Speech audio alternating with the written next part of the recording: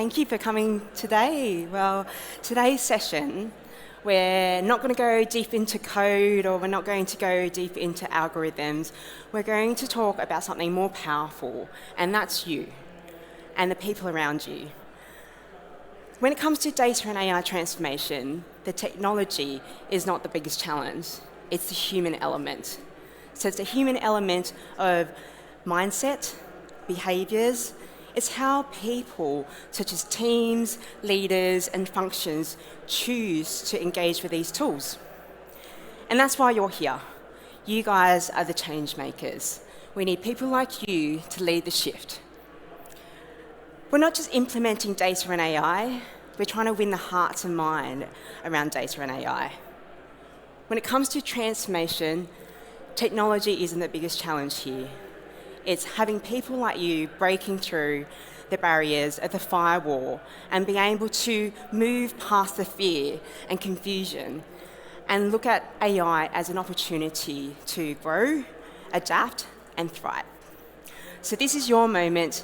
Let's shape the future from the inside out. So I'd like you to have a little thought experiment. So hold your hands out so you're showing 10 fingers. And this represents your people on your team. And now slowly close 8. So you've got 2 standing. This is not a coordination test. This represents global engagement in the world today. You can put your hands down. In the latest Gallup report, 21% of the global workforce are engaged. This is the lowest since the pandemic. 2 out of 10 people are showing up, switched on, fire in their belly, ready to contribute. The rest, exhausted, burnt out, they're overwhelmed.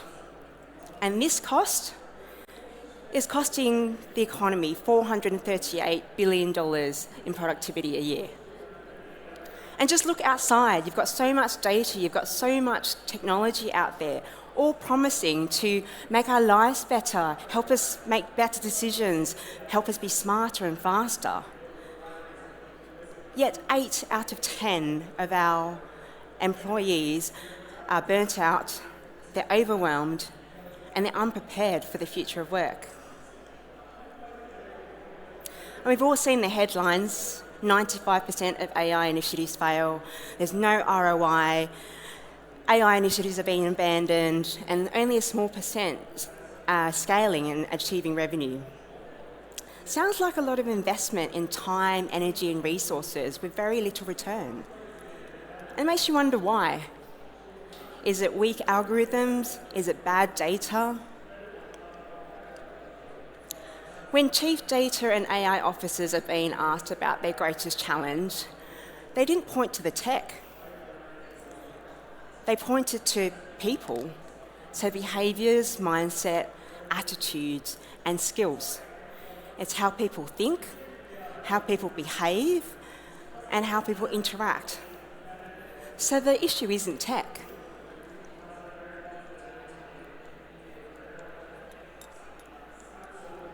Let's get nerdy with science for a bit here. So our brains are like prediction machines. We like to anticipate what comes next, and we like to feel that we're safe and secure. So our brains love patterns, our brains love routines, it loves certainty. When it comes to change, it becomes a threat. So when change like data and AI show up in the workplace, the alarm systems go off. And these parts of the brain are key in terms of how we interact with change, and this is why change feels so hard. You've got the habits machine. So when change interrupts habits, it goes screaming, I don't know what to do. And that's why people then end up going back to their old habits. You've got the alarm system that scans for danger, and when it senses change as danger, it goes, I'm freaking out. And this is where you get fear and denial and frustration that comes in. This is the reward system. So your brain rewards yourself when it feels good chemicals when you succeed, and it shuts it off when you fail. So when we've got change, it goes, I can't screw up. And this is why people are fear of testing, because of the fear of failure. And then you've got the internal GPS. And this maps out your physical and your social map. So when change messes that up, so you've got new teams, new routines, it screams, I'm lost. And this is why change feels so disorientating and sometimes exhausting. But the thing is, brains are malleable. And this is where neuroplasticity comes in. So I'll have another crowd experiment. So if you can tap your head and then rub your belly, and then switch it, rub your head and pat your belly. Here's another one. Cross your arms and then switch it the other way. It's awkward, isn't it? And that's your brain bumping into old wiring. You can do it, but it's through focus that you can rewire your brain. And that's neuroplasticity in action. And learning is shaped by neuroplasticity. And this is where your brain is being rewired through relevance and repetition. So when your teens practice new behaviours, it becomes less stressful and you become more familiar with it and it becomes more into the long-term memory. So let me share with you a story. So those who know me and follow me on LinkedIn, I love my cycling and I do between 60 to 100 Ks every Sunday with my cycling crew. So my longest has been London to Brighton, which is 125 kilometres long and just under 1,000 metres in elevation. Put your hands up if you think I did it under 7 hours. 6, 5, 4, so it's 5.5.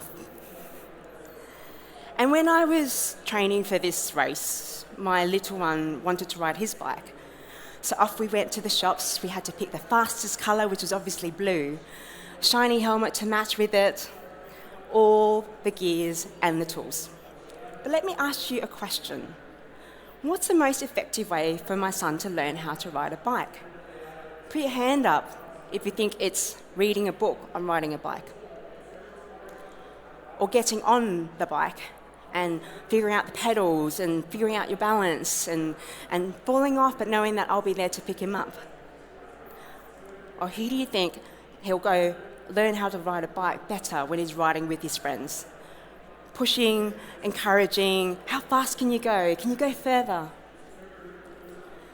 So when you look at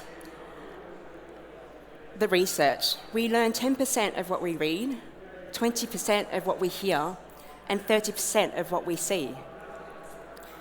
And on the other spectrum, 80% of what we experience and 95% of what we teach others. But when you look at the current training on data and AI, how much have we seen 6-hour e-learning courses where you click through, or a 3-day workshop full of slides? You click through, get your badge, get your certificate, and then you go back into old habits the next day.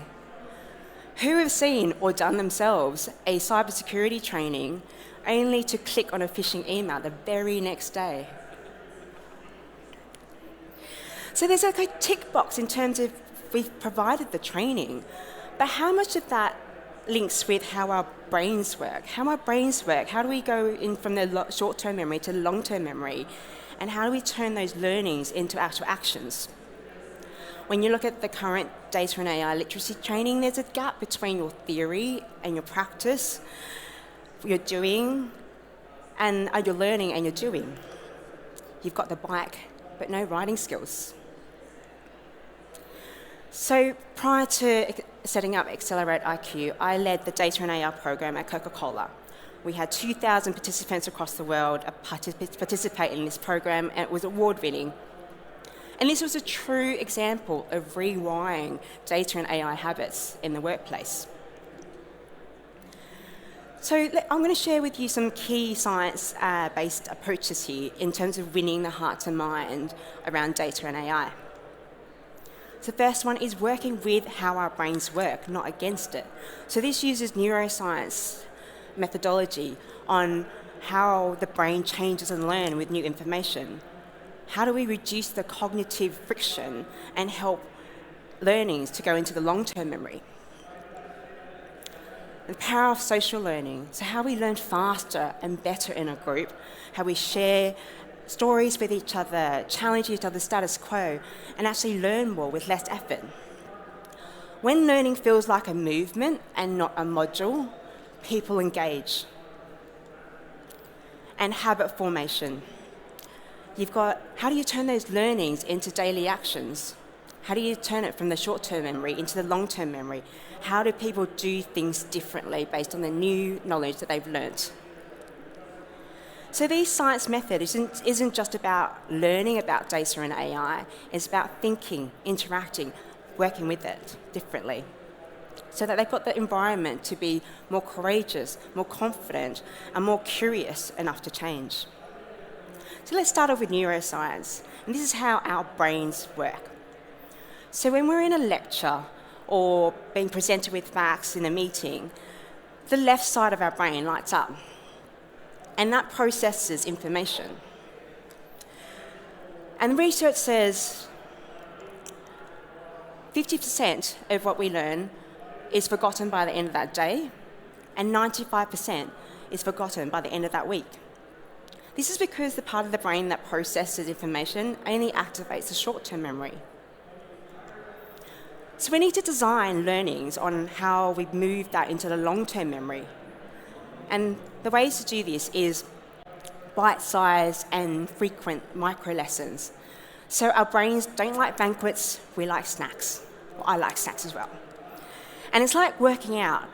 You don't get fit by doing one workout. You do it by repeated actions to build your muscles. And that's how learning works as well. So by revisiting concept on a regular basis, you're actually activating and strengthening your neuro pathways in your brain, which then helps the retrieval and the storage of your information better. And the brain loves rewards, and this is why gamification triggers like your chemical called dopamine. And this is like quick wins, recognition, things like quizzes, leadership, leaderboards, and challenges. This activates the dopamine to help people want to reinforce that behavior. Not only that does it make it fun, it actually changes the chemicals in your brain. And brain loves stories. This triggers the emotional connection when you're relating real use cases to people things that people actually recognize with. So things like it saved someone time, it gave them more mental effort to do X and Y and Z. It makes it less abstract and something that they remember. And this leads to working group sessions, which is one of my favorite components of design learning. So we learn better together. So when we're in a group, we belong, we feel like we're safe, and when we feel safe, we're more responsive to the learnings. And this is how we've been wired over thousands of years. We love learning in a group. And this is how it works. When you're in a group, you remember the emotions that you feel and you remember the emotions that others feel. And this creates a bigger web in your brain to catch the information. So you actually learn more with less effort. And these emotions then trigger hooks, which links new information to existing information that you already have. And this then catches more information with more hooks. And it creates a social pressure, which isn't a bad thing. We don't like being shown up in a group, and it actually pressures people to perform more, and the concept sticks for longer. So when you're thinking about data and AI initiatives, think about things like online forums. So always on, where you can collaborate, share learnings, and challenge each other on the learnings. So there's a saying where if you are able to explain something to someone, you actually learn the learnings like 2 or 3 times more. And then things like peer-to-peer workshops. Make sure you've got a diverse group, so you're challenging each other on from different perspectives. And then things like innovation challenges. So things like Dragon's Den, where you're competing against each other to solve problems. So we've explored how we learn more with less effort. And now let's explore how we then turn those learnings into habits. So automated long-term decisions. So this is what I call creating data and AI habits. And this is the foundation of behaviors, mindset, and culture. And this is where it turns into subconscious, so it's autopilot. So habits are actions that are performed over time, and it's repeated, so it's automated into subconscious. And just like interest, it's like compounds over time, so small shifts create big changes. So the 4-step habit loop, people have heard about the James Clear atomic habits. I know, Jez, you post about this a lot. So let's start off with the cue, which is the trigger. What triggers you to do the action in the first place? And then you've got cravings, which is your motivation. What's the anticipation of the reward of that action? Response is the action. And it's actually good to know that the action means that the incentive to act outweighs the friction to do it. And then your reward, which is the satisfaction of the response, which addresses the craving, which is triggered by the cue. So I'm going to bring back a bike example. So every Sunday, I put the bike near the door, so all I have to do is get on that bike and go in the mornings. The motivation is the adrenaline feeling, going out and seeing my group. The action is getting on the bike and doing my 80, 100 kilometres. And the reward is the satisfaction of completing it, going nerdy on my Strava stats and seeing how many top 10s and PRs I've won. So it all starts with the trigger, the cue. But before I start off with the cue, I'd like to go, what's the power of the craving? And this is the why. Why do we do what we do? So the cravings is the emotional trigger, which makes the habit stick. You can have a behaviour, but if there's no satisfaction of the craving, the habits don't stick. So this really hits the whole what's in it for me. So bear with me for this one. This is usually a little masterclass, but I'll give you a whistle-stop tour on this. So it's different types of emotional drivers.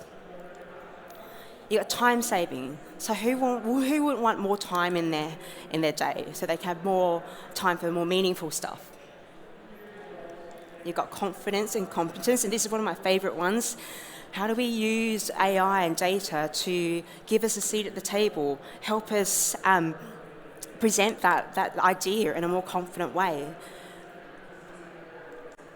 We've got stress and cognitive load. So how do we use AI as a cognitive assistant to free our mental space and energy? And then social recognition. How do we use AI and data to build our brand, be more influential? So this craving then triggers what then we do about it.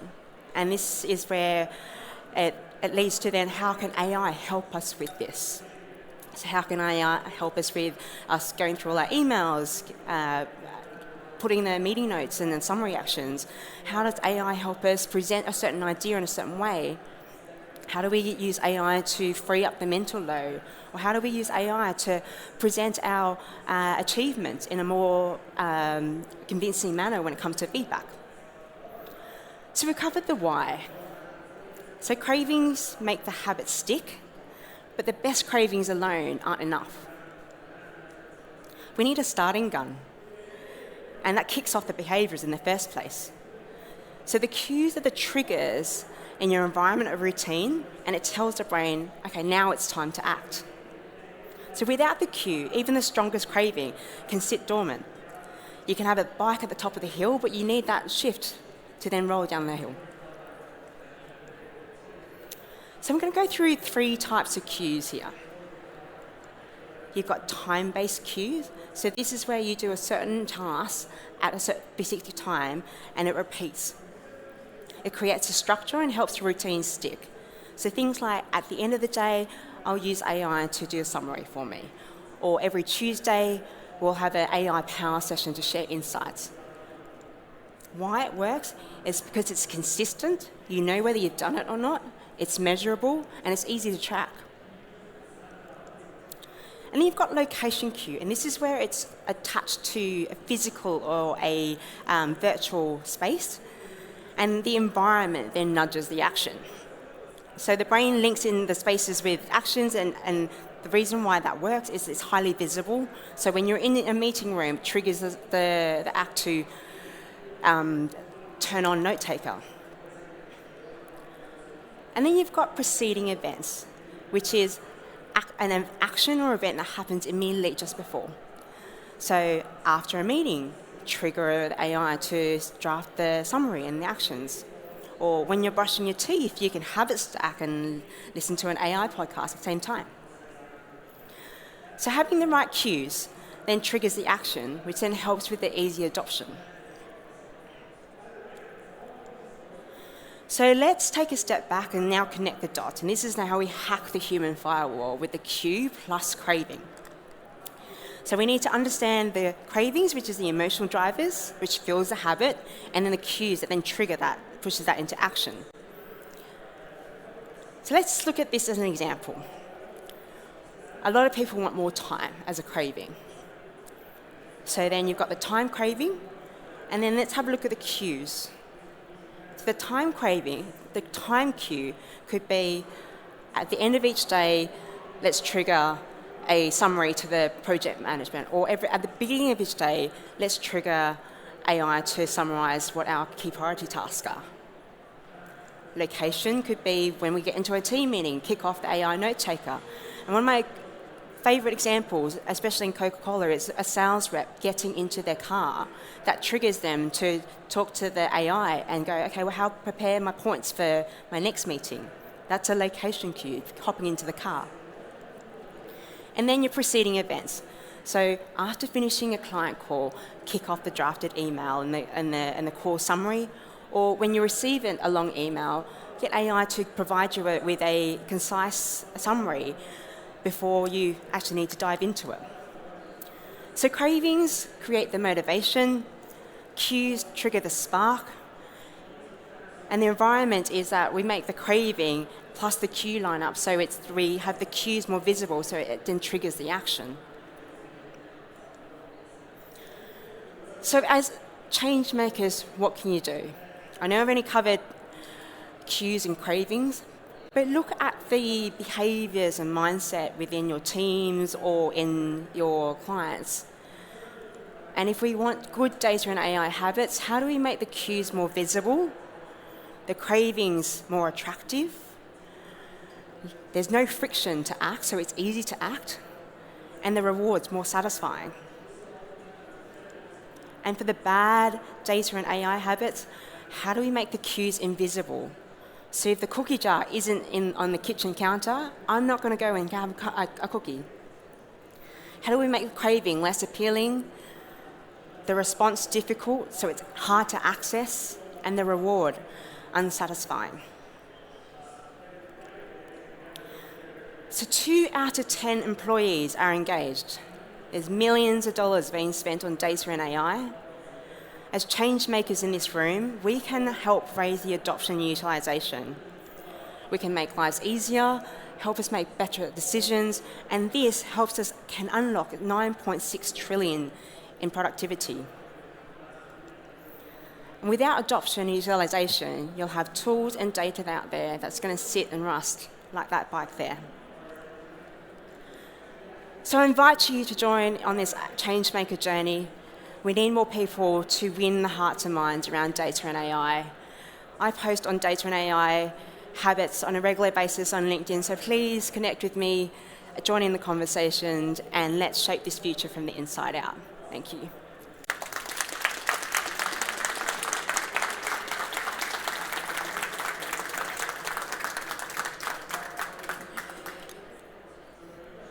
I think we've got any questions, I guess. I think we've got 3 minutes left.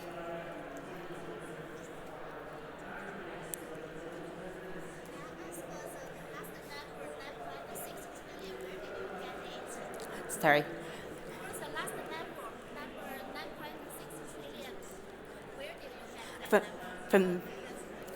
So that question was the 9.6 trillion. That's from the Gallup report. Yeah, the state of the workplace Gallup report. All right.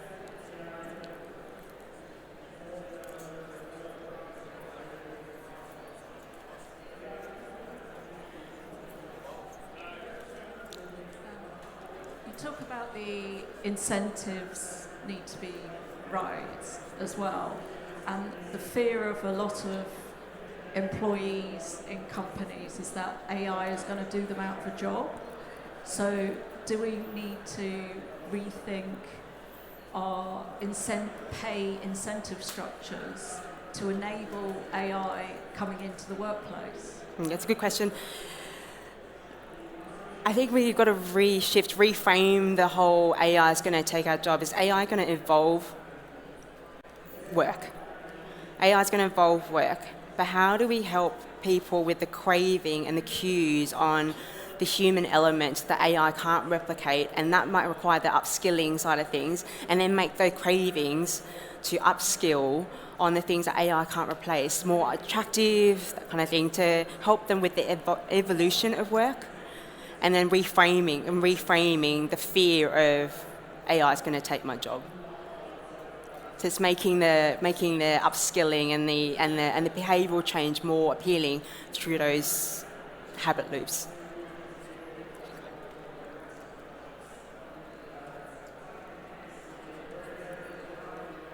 Is that on? Oh shit, okay. Sorry about that. Hi. So, big entrance. So you talk about, obviously, the habit loop is basically reinforced by satisfaction. And obviously we live in a workforce now that's getting more and more instant gratification in general in sort of population. So in the workplace, you don't see a Strava or sort of those kind of apps. Like Duolingo is great at sort of having that gamification. You don't see that emerging as much in the workplace. So how can we sort of reinforce that habit loop instantly without it being sort of pay rewards or a Slack channel where you congratulate someone for doing the job? How would you go about doing that? Yeah.